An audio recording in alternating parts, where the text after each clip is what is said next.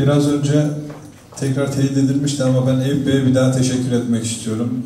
Bu halk eğitimlerdeki kurslarla ilgili hakikaten Türkiye genelinde bu kurslara yeterince bir destek vermemiz, talep etmemiz gerekiyor daha doğrusu. Yani mutlaka illerde bu konuda duyarlılık gösterip özellikle dil bilmeyenlerin mutlaka bu konularda teveccüh gösterirlerse hem bizim ana dilde eğitim veren üniversitelerimizdeki gençlerimizin en azından onlarla ilgili durum da değişecektir. Hem de illerde devlet böyle bir imkan hazırlamış. Bundan da faydalanmak gerekir diye düşünüyorum. Son bir konuşmacımız var şu anda bize ulaşan. Ümit Dinçer'i ben buraya çağırmak istiyorum. Ümit Bey buyurun.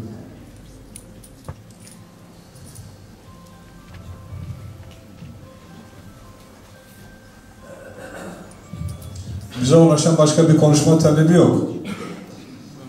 Eğer varsa onu da değerlendiririz. Yoksa şu an için son konuşmacımız Ümit Bey gözüküyor.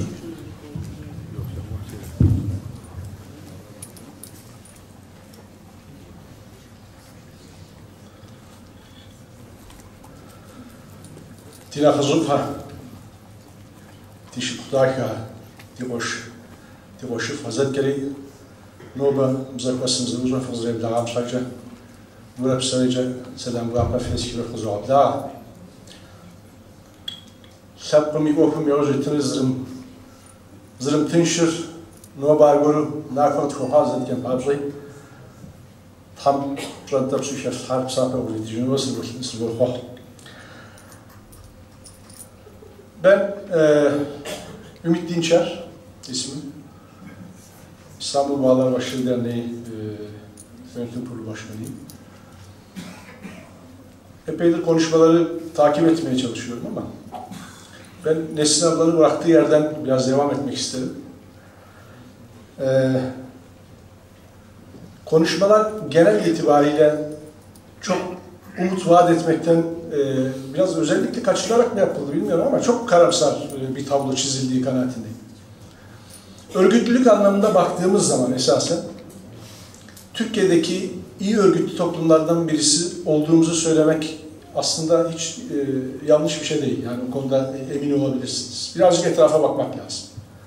Ha eksiklerimiz yok mu? Kuşkusuz var. Yani eksikleri olmayan bir toplum olabilir mi? Dolayısıyla bulunduğumuz noktayı rasyonel olarak değerlendirelim. Yani Ütopya'yı bir kenara bırakırsak eğer, örgütlülük anlamında hiç kötü bir yerde değiliz. Öte taraftan üretim anlamında çok iyi miyiz? Değiliz belki ama bu noktada da çok kötü değiliz. Ancak iki şeyi birbirine karıştırmamak lazım. Bir tanesi ihtiyaçların boyutuyla imkanların boyutunu eğer karşı karşıya getiremezseniz ortaya çıkan negatif enerji hem sizi hem toplumunuzu önüne katabilir. Bundan kaçınmak lazım. Bundan şunu söylemeye çalışıyorum. Ne gibi avantajlarımız var, ne gibi dezavantajlarımız var, ne gibi imkanlarımız var ve ne gibi tehditler var etrafımızda. Bunun analizini yapmak lazım. Biz belki birazcık buna ihtiyaç duyuyoruz. Dolayısıyla kurumlarımızın devrime değil, evrime ihtiyacı var. Dönem devrim dönemi değil, evrim dönemi. Kuşkusuz Kaffed'in de, vakıflarımızın da, derneklerimizin de çalışma paradigmaları açısından evrime girmesi lazım. Değiştirmemiz lazım. Buna itiraz eden hiç kimse yok. Ancak işte bu noktada aslında oturup da bir şapkamızı önümüze koymamız lazım. Kimle? Sonuç itibariyle bu yapıları oluşturan bu toplumun fertleri ise, bu toplumun çalışanları ise o zaman bu değişikliği ancak birlikte yapabiliriz. Şimdi genel anlamda izlediğimizde şöyle bir beklentinin olduğunu. Dünya Çerkes Birliği'ni de bu dernek yöneticileri hizaya getirsin. Türkiye'deki haklarımızı da bu derneklerdeki yöneticiler takip etsin. Entelektüel camialarla da yine dernek yöneticileri ve çalışanları irtibat kursun. Aidat toplamak konusunda da yine dernek... Arkadaşlar bu bizim yıllardır içerisinde olduğumuz bir şey. Şikayet ettiğimiz için söylemiyorum ama rasyonel olmadığı için söylüyorum. Ancak birlikte yapabilirsek başarabiliriz. Birlikte yapamazsak eğer, niye olmadığına ilişkin doğru analizler ancak yetersiz çözümlerle elimizde sayarız. Dolayısıyla birlikte yapmazsak eğer, birlikte çalışmazsak, bu kurumları birlikte dönüştürmezsek asla böyle bir şey olmayacak. Bundan net emin olabilirsiniz. İkincisi, hepiniz sosyal medyayı şu ya da bu şekilde takip ediyorsunuzdur. Genelde şöyle bir algı var. Derneklerde, kurumlarda çalışan, ter döken insanlar biraz daha böyle ehvenişer denilen dolulukta, tırnak içinde söylüyorum insanlar. Ama toplumumuzun entelektüelleri birazcık daha geride, birazcık daha yukarıdan kurumlarımıza bakıyor gibi hissediyoruz. Bunu bir dernek yöneticisi olarak hissediyorum. Bir kardeşiniz olarak hissediyorum. Arkadaşlar, abilerim, büyüklerim, şunu unutmayalım.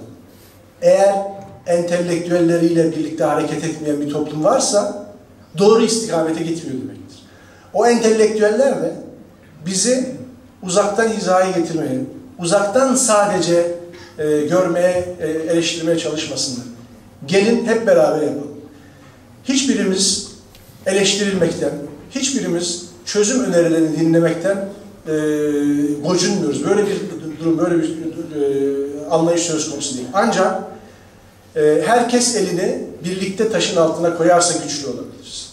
Eğer bunu yapamazsak sürekli birbiriyle arasında mesafe olan, o onu biraz snob olmakla, diğerini biraz işte asaletin ve nezaketin timsali Çerkez olmakla, diğeri ya sadece oyun ve dansla uğraşmakla suçlayan bir topluma dönüşürüz. Bir söz var, uzun bir söz ama bir yerini söyleyeceğim sadece. Aciz insan şikayet eder diyor sadece. Sadece aciziyet içerisinde şikayet edersek toplumumuzu dönüştüremeyiz. Eğer bu toplumun dönüşmesine kalben ihtiyacı olduğuna inanıyorsak bunun için herkes elini taşın altına koyacak. Az evvel Mutlu'ya arkadan hassasiyet telkin etmiştim ama ben de süremi aştım. Çok özür diliyorum. Bir tek konu daha dile getirip o zaman konuşmamı bitireceğim. Bu toplantının çok önemli olduğunu ancak metodolojik olarak doğru olmadığını düşünüyorum. Yani bugün de kendi edindiğim izlenim şu.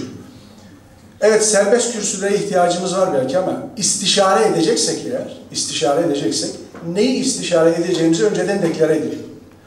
Diyelim ki bugünkü ya da bu yılki en önemli 10 konumuz şudur. Bu 10 konu istişare edilecektir.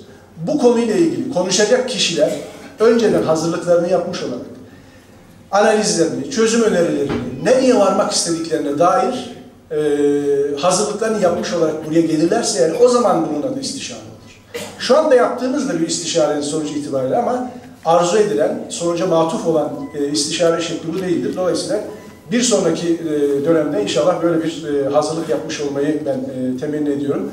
Hepinize yarınki kongrede başarılı bir kongre geçirmenizi diliyorum. Son söz, enseyi karartmayalım, hiç de umutsuz değiliz. Umut pompalamaya ihtiyacımız var. Hepinize saygıyla selamlıyorum.